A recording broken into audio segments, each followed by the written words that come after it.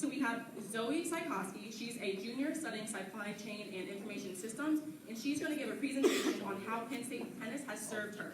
Let's give her a round of applause.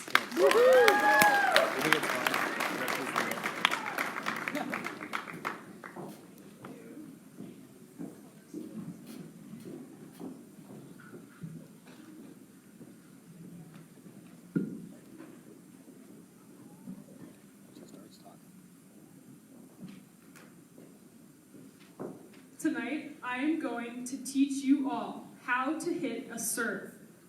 Step 1, step up to the line. Step 2, throw the ball. Step 3, watch the ball. Step 4, put racket behind head. Step 5, swing. Good evening, everyone. My name is Zoe Sikoski, and tonight I am going to share with you my Penn State tennis journey.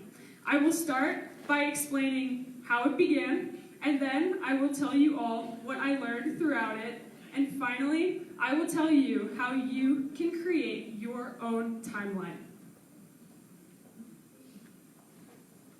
So, how did this all begin? Well, it all started when I was in 3rd grade and I discovered my passion of playing tennis. Shout out to my mom for signing me up for those summer clinics.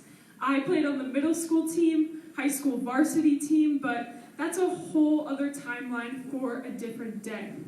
Flash forward, senior year of high school. I had a big decision to make. Did I want to continue tennis at a D2 school on a scholarship? Or did I want to attend my dream school, Penn State, and possibly not continue tennis to the level that I was before? Well, I'm pretty sure that you can all guess the decision that I made, and it was the best one that I could have ever selected. Penn State freshman year. Right away, I knew that I needed to get involved with tennis. Over the summers, I had participated in many varsity tennis camps with the coaches at Penn State, so I formed a very strong connection with them. Therefore, they asked me to be the manager of the Penn State women's tennis team. Through managing, I was introduced to the sports psychologist. I've always had a love of the mental game of tennis, therefore I immediately asked him if he had any internship opportunities available. And finally, I played on the club tennis team in order to just continue my love of playing the sport that I grew up with. Penn State sophomore year. Then I continued managing and interning. I ran for the secretary of club tennis, and I organized many community service events. I held different apparel sales, and I revived our social media and formed a team bond like never before. Next up, junior year. Where am I today? Well, I'm still managing and interning, but now I'm the vice president of club tennis, and I organize all the logistics of our travel team tournaments. In addition, I found the Club Sports Council, which overlooks all the different club sports at Penn State, and I'm the volunteer chair for that. So, what's next? Well, as I'm approaching my senior year, I'm starting to set some goals for myself. I would love to continue managing and interning. However, I also would like to run for the president of club tennis as well as another officer position. So, what did I learn from all of this? Tennis had the power to evoke me into a leader. That decision that I made my senior year of high school transformed me into a totally different person than I would have been if I went down the other path.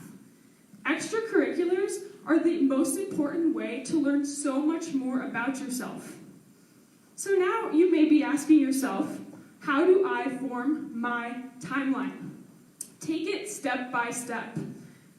When I joined club tennis, did I ever think that I would be VP by my senior year? No, I didn't even realize that we had officers. It is crazy how one thing can lead to another, and you just never know where the path may take you until you take that first step. Success is a journey, not a destination. The doing is often more important than the outcome. Life is a process. That's why I think I'm so drawn to supply chain, because you can't package the product before you actually manufacture it. Just like you can't become VP of a club until you actually join it. Take it step by step, and remember to reflect on your process along the way. If you aren't 100% passionate about the one thing that you do join, don't be afraid to step out to try to find something new and own it. At the end of the day, you're going to be presented with many different opportunities, only if you put yourself out there. But make sure you find the thing that makes you feel the most alive, like tennis does for me. So, why did I teach you how to hit a tennis serve? Because each step leads to creating your serve, or your journey. You can't swing before you throw the ball. It's a process. The ball is in your court. Thank you.